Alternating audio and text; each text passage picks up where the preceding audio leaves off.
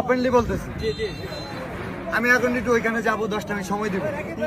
যে মোবাইল নিয়ে আমার মানে মোবাইল টোবাইল ভিডিও নিয়ে একদম আমার না আবো, ও হলো খানকির পোলা, শৌরের বাচ্চা।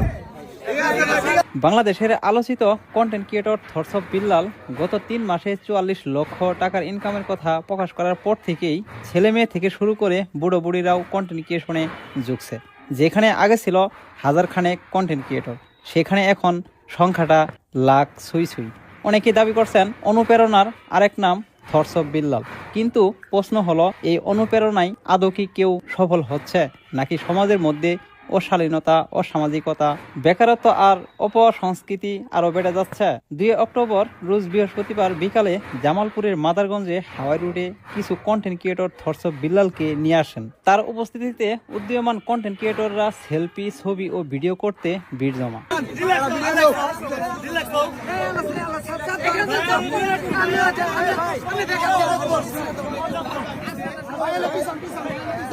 স্বাভাবিকভাবেই তিনি ভাইরাল পারসন, তাই ভক্তদের ভিড় হওয়াটা অপ্রত্যাশিত নয়। কিন্তু ভক্তদের ভিড় ও হইচয়ে বিরক্ত হয়ে থরসব বিল্লাল তাদের মা বোনকে জড়িয়ে অশালীন গালাগালি দেন।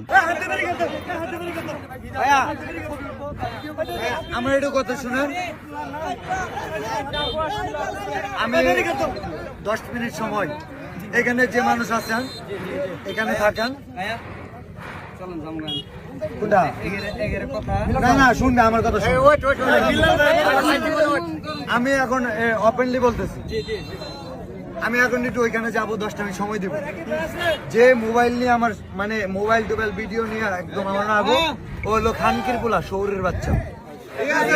তবে আশ্চর্যের বিষয় হলো, উপস্থিত কোনো কন্টেন্ট ক্রিয়েটর প্রতিবাদ তো দূরের কথা, সামান্য বিরোধিতাও করেনি, যেন ভাইরাল হওয়াই তাদের একমাত্র লক্ষ্য। সত্য মিথ্যা, ন্যায় অন্যায় সবকিছুরই উপরে। এই ঘটনায় স্পষ্ট করে দিয়েছে যুব সমাজের বিবেকবোধ আজ কোথায় গিয়ে ঠেকেছে। ভাইরাল হওয়ার লোভে কেউ কারো ভুলকে ভুল বলতে পারছে না, বরং চাটুকারিতা আর